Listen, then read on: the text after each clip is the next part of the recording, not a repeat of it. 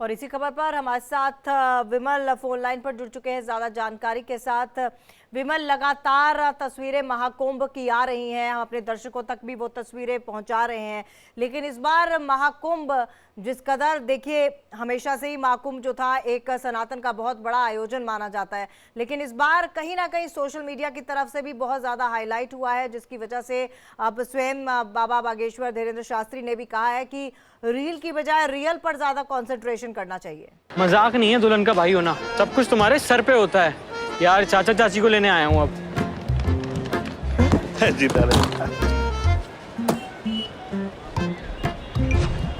बेटा तुम सीएनजी गाड़ी लाए, सामान कहाँ रखोगे? चाचा जी, दिल और बूट स्पेस दोनों में बहुत जगह है। हाई सीएनजी डुओ मतलब ड्यूअल सिलेंडर नीचे, पूरी बूट स्पेस ऊपर, यानी स्पेस भी माइलेज भी।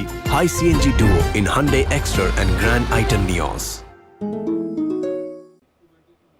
जी बिल्कुल, जिस तरीके से महाकुंभ में भीड़ आ रही है और श्रद्धालुओं का लगातार यहाँ पर तांता आता हुआ जा रहा है और स्नान कर रहे हैं। उसके बाद जो धीरेन्द्र शास्त्री ने कहा कि जिस महाकुंभ में जो रील वाला कल्चर शुरू हो गया, वो रील का कल्चर नहीं बल्कि रियल का जो अध्यात्म की जो दुनिया में लोग जुड़े हुए हैं, जो श्रद्धालु आ रहे हैं, वो बकायदा वहाँ पर अध्यात्म की और जो यहाँ की संस्कृति उसके बारे में जाने, ना कि रील्स बनाकर जो सोशल मीडिया पर उसको वायरल किया जाए।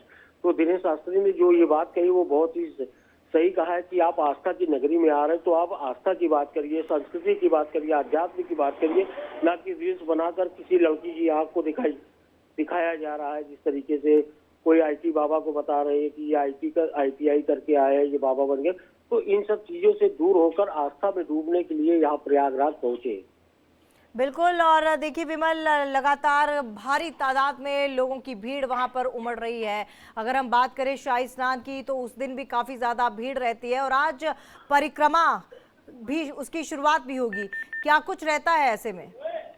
जी बिल्कुल, आज 8 करोड़ से ज्यादा श्रद्धालु गंगा में डुबकी लगा चुके हैं। पूरे 13 जनवरी से लेकर आज 20 जनवरी है, तो 7 दिनों के अंदर 8 करोड़ से ज्यादा श्रद्धालु जो है वो गंगा में स्नान कर रहे हैं, माँ गंगा का आशीर्वाद प्राप्त कर रहे हैं, मोक्ष की कामना कर रहे हैं।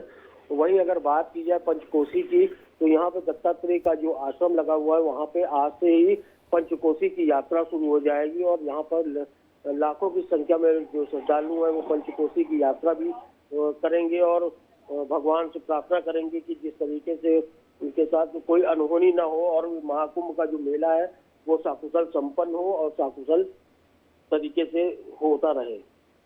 बिल्कुल, और विमल, क्योंकि हमने देखा है जब से इस महाकुंभ का आयोजन हुआ है तब से लगातार जो है राज्य सरकार की तरफ से भी और प्रशासनिक अधिकारियों की तरफ से भी समय समय पर निरीक्षण किया जाता रहा है, जायजा लिया जाता रहा है, लेकिन कल जो दुखद घटना हुई, जिस तरह से शिविरों में आग लग गई, उसको नुकसान पहुंचा, फिलहाल क्या कुछ राज्य सरकार की तरफ से मदद मुहैया कराई जा रही है? बिल्कुल, कल जिस तरीके से जो आश्रम में आग लगी थी और 70 से 80 कैंप जलकर राख हो गए थे, उसके बाद हालांकि मुख्यमंत्री खुद कल प्रयागराज दौरे पर थे और वो बाकायदा निरीक्षण कर रहे थे और अधिकारियों के साथ जो 29 तारीख को सबसे बड़ा शाही स्नान होने वाला है, अमृत स्नान होने वाला है मौनी अमावस्या का, उसको लेकर गंभीरता से वो अधिकारियों के साथ बैठक कर रहे थे। उसी दौरान उनको जब सूचना मिलती है कि महाकुंभ नगर में एक आश्रम में बड़ी आग लग गई है, हालांकि वो तुरंत उन्होंने अधिकारियों के साथ मीटिंग को कैंसिल करने के बाद तुरंत मौके पर पहुंचे और वहां पर जो आग थी, वहां पर दमकल की जो गाड़ियां थी वो आग बुझाने का प्रयास कर रही थी। हालांकि आग उस समय बुझ गई थी जिस समय मुख्यमंत्री योगी आदित्यनाथ वहां पहुंचे थे और उन्होंने वहां के साधु संतों को आश्वासन भी दिया है कि आप लोगों की जो भी आर्थिक और सहायता की जाएगी वो प्रशासन और शासन की तरफ से किया जाएगा। जी चलिए, बहुत बहुत धन्यवाद आपका तमाम जानकारी के लिए। महाकुंभ मेला जो दुनिया का सबसे पुराने और बड़े आध्यात्मिक आयोजनों में से एक है, इस साल भी पूरे जोश के साथ शुरू हो चुका है। इस साल महाकुंभ में ऐसी तस्वीरें सामने आई जो सभी का ध्यान आकर्षित कर रही है।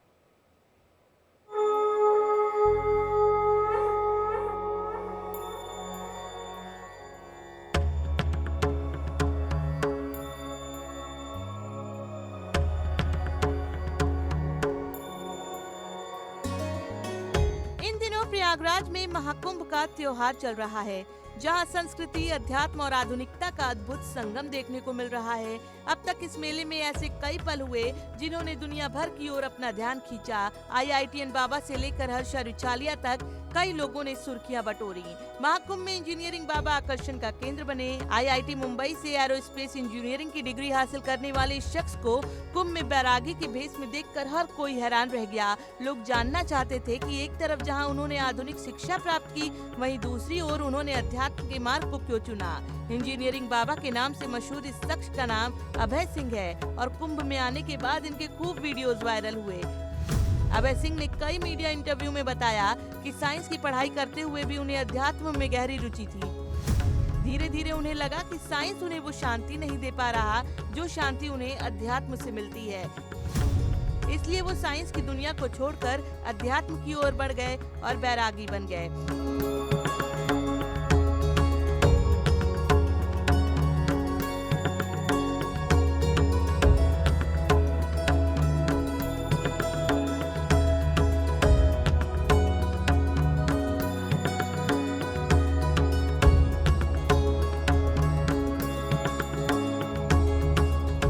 महाकुंभ में एक ऐसी साध्वी आई हैं जिनकी सोशल मीडिया पर खूब तारीफें हो रही हैं और वो खूब वायरल हो रही हैं। सोशल मीडिया पर लोग इन्हें हीरोइन से भी ज्यादा खूबसूरत बता रहे हैं। सोशल मीडिया पर छाई हुई हर्षा रिचालिया खुद को आचार्य महामंडलेश्वर स्वामी श्री कैलाशानंद गिरी महाराज निरंजनी अखाड़ा की शिष्या बताती हैं। हालांकि बाद में उनके बारे में कई विवाद भी सामने आए।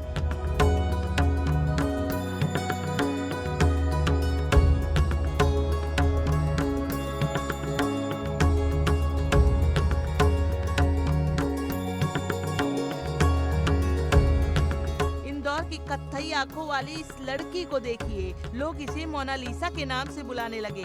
उसकी खूबसूरती और मासूमियत ने लोगों का दिल जीत लिया।